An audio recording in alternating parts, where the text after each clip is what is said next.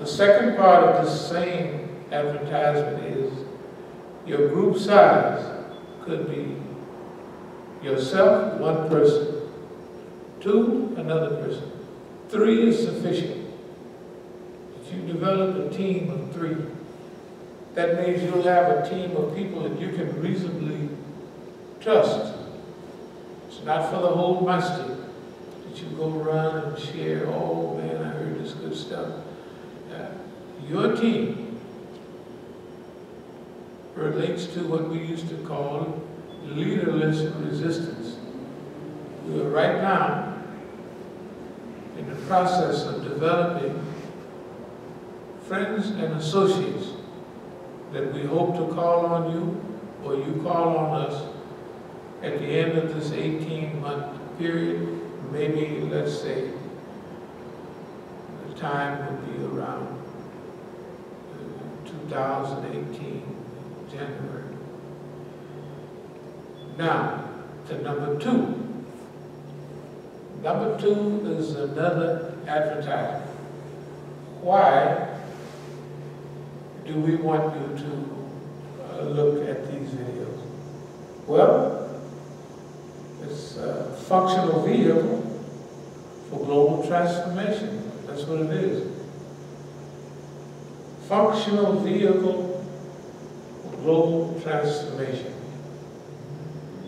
If you see and understand the processes that have happened in Oakland and Washington, D.C., and its survival and the influence and the direction that it has, the weight that it has carried around the world, without any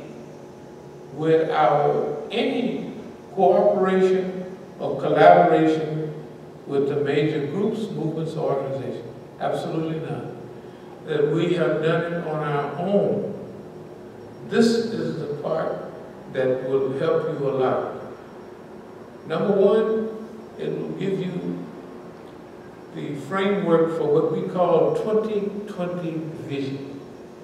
2020 vision is, what do you in your small group want the Islamic movement to look like in 2020? This is 2016. What do you want it to look like in 2020? That's what we call 2020 vision. And me, 2020 vision is, of course, excellent vision. What do you want? Your group, your organization, what evolution do you want to have taken place?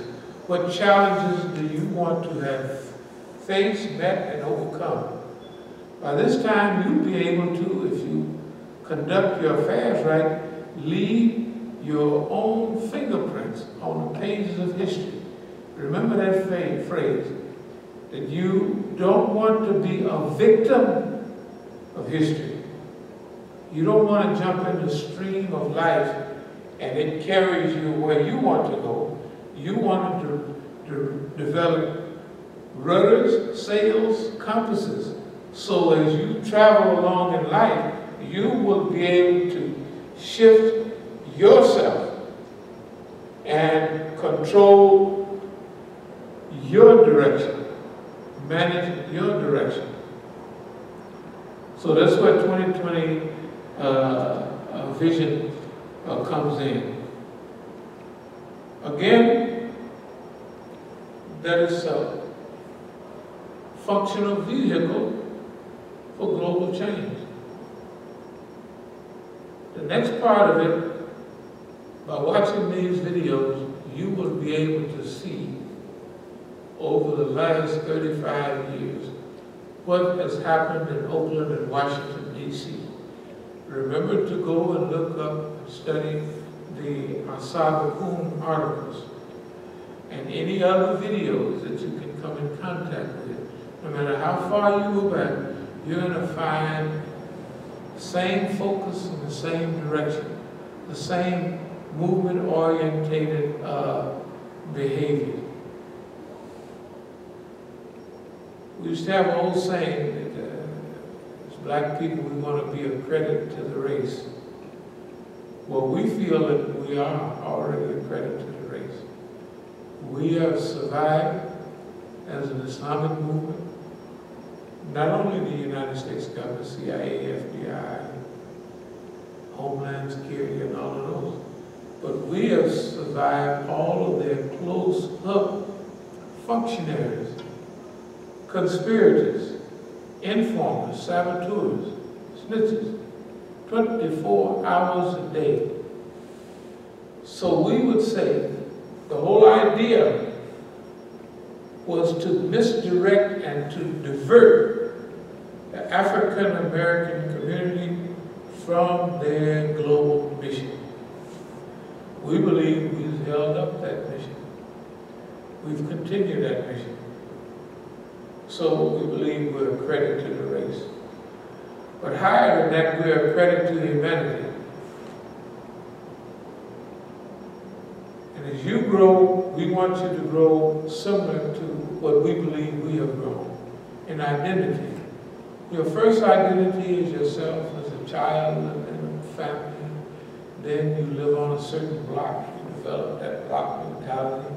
You live in Southeast and Northwest, or you go to school and you become a Kruger or a Bear or a Mohawk, and that becomes your identity. Eventually you go to the university, or you go to the military, or wherever you go, now you have a bigger picture of who you are and what your scheme of life entails. Well, we have evolved through all of those stages to humanity. Not a credit to the race. We're a credit to humanity. Why do we say that? The average person believes that the human being is a failure and cannot meet its obligation as steward of the world, of the globe. As Khalifa, or as the Bible says, God gave man dominion over the fowl of the air, the fish of the sea, and everything that creepeth and crawleth on the planet. We reject dominion, and we accept caliphate, stewardship, and that type of position. But most people don't believe that the human being has that quality, that he can't redeem himself. He's going to go down in flames. We don't believe that, but we've proved. I'll give you one example.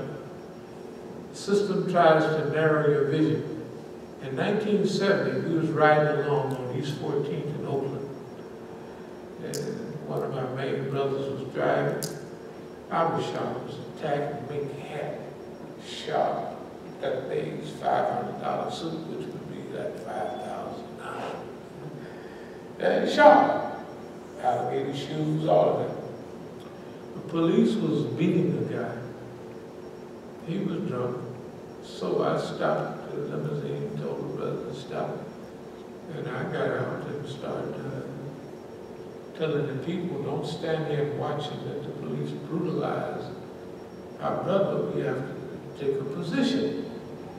So the police shifted from the drunk and alcoholic, called in for at least 10 backup cars, and all the focus was on me. And the police maced me and handcuffed me. They took my big hat on and jumped up and down, and boy, they was mad. Of course, I got it back, and you can't jump up and down and hurt a big hat. It's too expensive.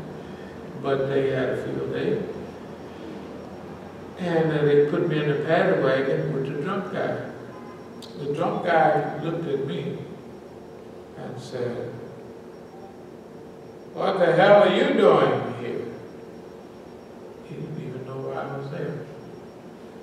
That's when I made up my mind, the opposite of what that should produce, that I'm doing what I do from now on because it's right.